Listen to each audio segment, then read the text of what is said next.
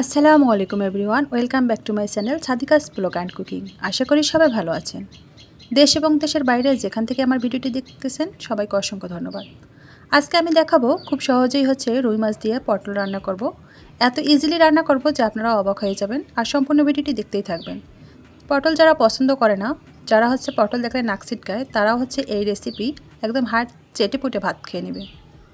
এখন হচ্ছে রান্নার জন্য যেগুলো আমি মশলা নিব, তার মধ্যে হচ্ছে মাছ যেহেতু রান্না করব তাই নিয়ে নেব কাঁচা মরিচ।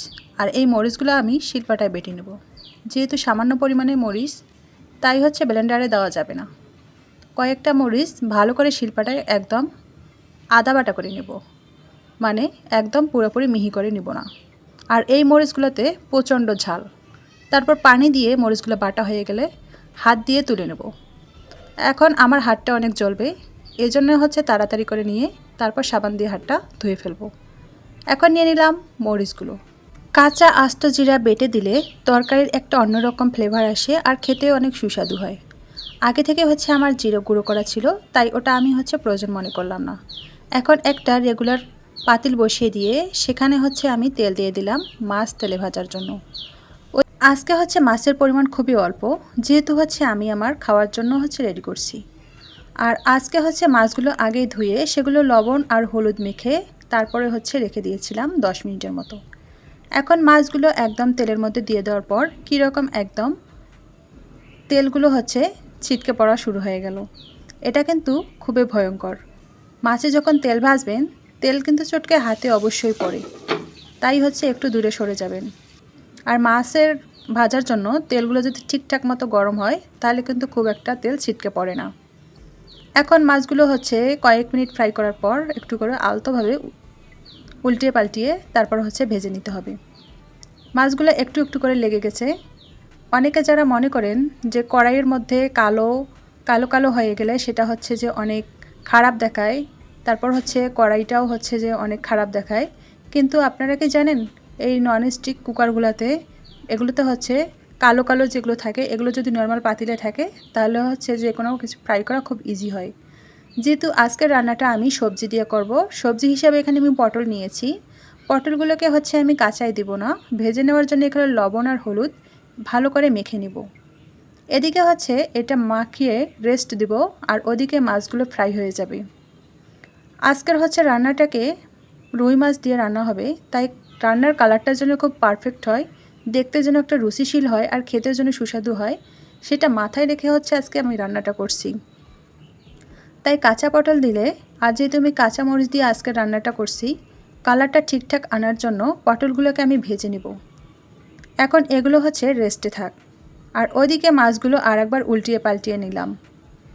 মাছের সংখ্যা খুবই কম, যেহেতু হচ্ছে ফ্যামিলি সদস্যর সংখ্যা কম, তাই মাছও হচ্ছে পরিমাণ মতো কম নিয়েছি। আপনারা চাইলে বেশি কম নিতে পারেন, এটা আপনাদের ফ্যামিলি পার্সনের উপর কত নাম্বার থাকবে তার উপর নির্ভর করবে। এখন মাছগুলোকে আমি তুলে নিলাম। নেওয়ার পর এই কড়াইয়ের মধ্যে, মানে এই ফ্রাই প্যানের মধ্যে যে আমি তেলগুলো আছে, এখানে হচ্ছে পটলগুলোকে ভেজে নিব।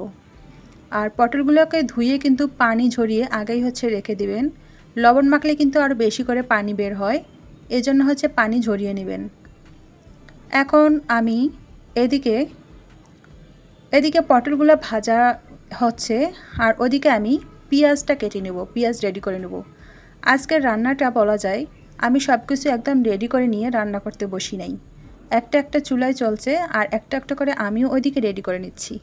এখন এখানে পটলগুলো ভাজা হয়ে গেল, আমি এই কড়াইয়ের মধ্যে এক সাইডে সেগুলো রেখে তারপর পেঁয়াজগুলো যেগুলো আমি কেটে নিয়েছি সেগুলো একদিকে দিয়ে দিলাম।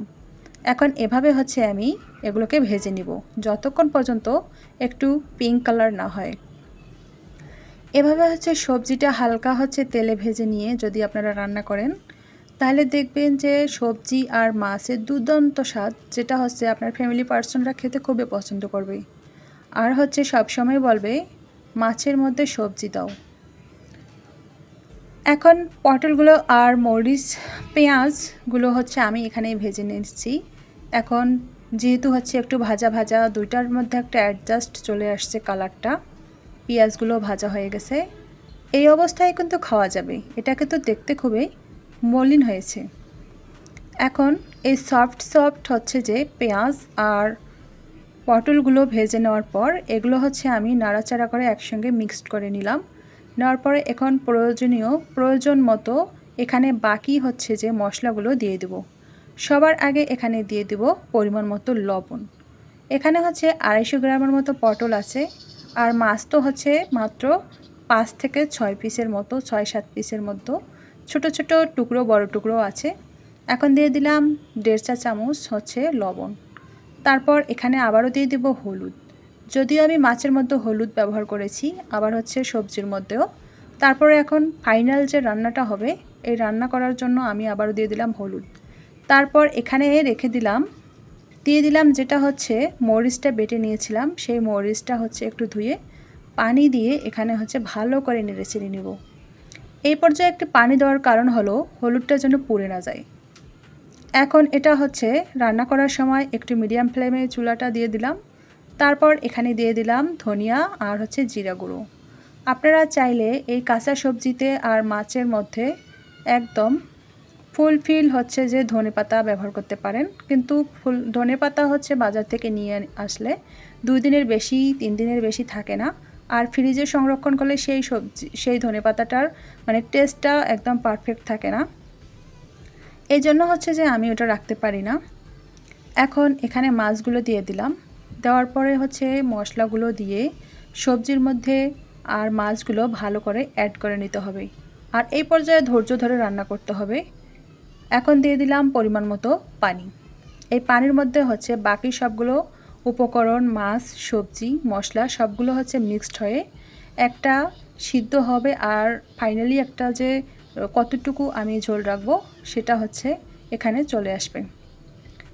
এখানে খুব একটা মানে পাতলা ঝোল খেতে ভালো লাগবে না, আবার খুব গাঢ়ও না, মিডিয়াম পর্যায়ে, মানে একটু মাখালো টাইপের। এখন আমি একটু চেখে নিচ্ছি লবণটা কী পরিমাণে হলো। আমার কাছে মনে হয় এখন লবণটা ঠিক আছে। তারপরে আবারও চলে আসলাম 10 মিনিট পর। যেহেতু আমার চুলার ফ্লেম কমাই দিয়েছিলাম, তাই হচ্ছে একটু টাইম নিয়ে আমি রান্না করছি। এখন ফাইনালি হচ্ছে রান্নাটা শেষের দিকে, ফুলফিল হচ্ছে যে রান্না কমপ্লিট। অল্প অল্প ঝোল। এখন আমি হচ্ছে খাওয়ার জন্য এটাকে নিয়ে চলে আসছি। এই যে টেবিলের মধ্যে একদম কি কালার, ঘ্রাণ, তারপর হচ্ছে একদম টেস্ট, লবণ ঝাল বাকি মশলা সবগুলো একদম পারফেক্ট হয়েছে। আপনারা যারা সবজি খেতে পছন্দ করেন না, বা বাসায় সবজি রান্না করলে বিশেষ করে পটল অনেকেই পছন্দ করে না, তারা যদি এভাবে মাছের সঙ্গে পটল রান্না করেন, দেখবেন যে হাত চেটে পুটে প্লেট শুদ্ধ একদম খেয়ে নিতে চাইবে। তো সবাই ভালো থাকবেন, আজকের মতো বিদায়।